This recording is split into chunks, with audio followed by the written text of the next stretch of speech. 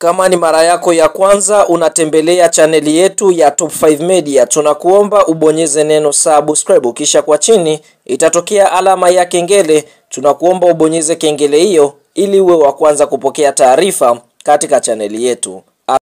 Mchezo mkubwa wa ligi kusoka Tanzania bara almaarufu kama NBC Premier League ambao tumetoka kutazama siku ya leo kutokea katika uwanja wa Meja Jenerali Isamuhyo uliopo Mbweni jijini Dar es Salaam ni mtanange ambao umeikutanisha klabu ya soka ya JKT Tanzania ambao ndio walikuwa wenyeji katika mchezo huo dhidi ya kikosi cha timu ya soka ya Simba Sports Club kutokea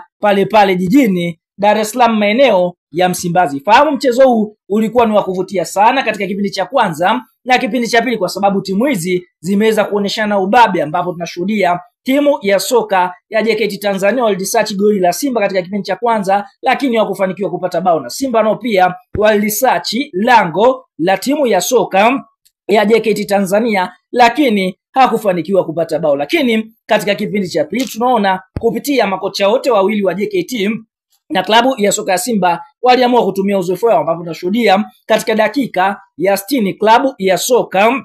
ya JKT Tanzania kupitia kwa Edward Songo aliweza kuiadhibu vikali klabu ya soka ya Simba mara baada ya kufunga moja ya bao bora kabisa kwa kuweza kuwachambua mabeki wengi wa klabu ya soka ya Simba Sports Club. Tunashuhudia Simba wakaonyesha ukomavu wao kwamba wao ni majanti, ni klabu kubwa katika dakika 64 ikiwa wao wamefungwa bao dakika 60 kupitia kwa kona safi iliyochongwa na Morris Abraham kisha kufika katika migumu ya Elie Mpanzu kibisawala. Basi Elie Mpanzu akaweza kupiga cross safi ambayo ilienda kutua kichwani mwa Wilson Nangu, na Nangu akaweza kuisawazishia klabu ya soka ya Simba kwa bao safi kwa kuajiri waajiri wake wa zamani ambao ni JKT Tanzania. Simba wakaendelea kufanya msako katika lango la klabu ya soka ya JKT Tanzania, na ndipo katika dakika 77 kupitia pasi iliyopigwa na Morris Abraham ikaweza kuwavuruga mabeki wa JKT Tanzania, na Simba mweusi Jonathan Soa akaweza kuiandikia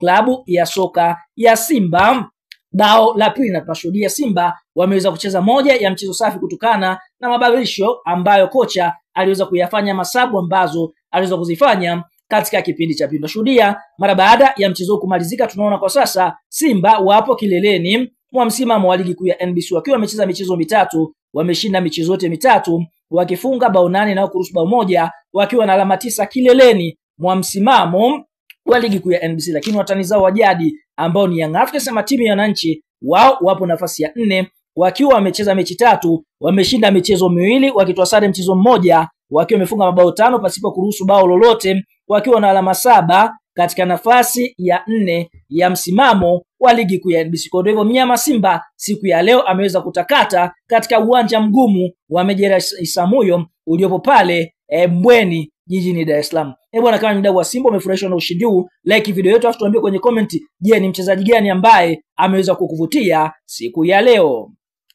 Sasa mara baada ya mchezo wa Simba Sports Club na kikosi cha timu ya soka ya JKT Tanzania kumalizika na klabu ya soka ya Simba kuweza kufanikiwa kuondoka na alama 3 kwa ushindi wa mabao 2-1 kupitia meneja habari na mawasiliano wa klabu ya soka ya Simba Sports Club anasemaje? Cha kwanza ameweza kumposti kocha Pandevu kisha akaandika hivi: mechi ya kwanza ya ligi kuu kwa meneja Pantevu, kisha akamalizia na kusema hivi: hii ndiyo Simba iliyoshindikana. Hapa akimaanisha Simba ambayo imeweza kucheza siku ya leo ni Simba ambayo kwa upande mwingine imeweza kucheza kupambania alama 3 na ndio maana imeshindikana, wakaweza kuondoka na alama 3 katika mechi ngumu katika uwanja mgumu wa Meja Jenerali Isamuhyo. Kwa ndio hivyo Simba imeshindikana na wameweza kuondoka na alama 3 dhidi ya kikosi cha timu ya soka ya JKT Tanzania, na kisha akamalizia Mungu ni mwema kwa wana Msimbazi, hapa akimshukuru Mwenyezi Mungu kwa sababu kama sio Mwenyezi Mungu basi hiki ambacho wameweza kukipata leo wasingeweza kukipata.